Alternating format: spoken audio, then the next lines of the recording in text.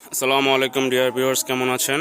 আশা করি ভালো আছেন। আমি রাজীব ব্রাউনবেড়া থেকে। এটা আমার প্যাশন ফ্রুটের ছাদের বাগানটা। এটা মাশাআল্লাহ প্রচুর ফুল আসছে।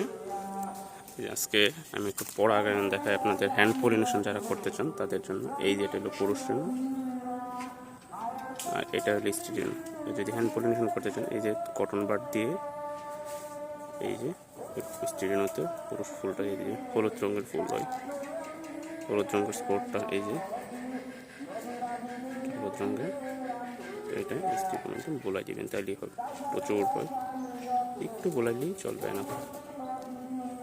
পরাগায়ন অল্প একটু বোলালেই পরাগায়ন হয়ে যাবে। এই যে একটা অসংখ্য ফুল হয়তো আসলে এত পরিমাণে পলিনেশন করা একটু টাফ। এটা সবাই দেখতে পাচ্ছেন এই আর কি। এবং চাইলে প্রায় প্রতিটা ফুলেই আপনারা কটন বাড দিয়ে বা ইয়া দিয়ে পরাগায়ন করে দিতে পারেন।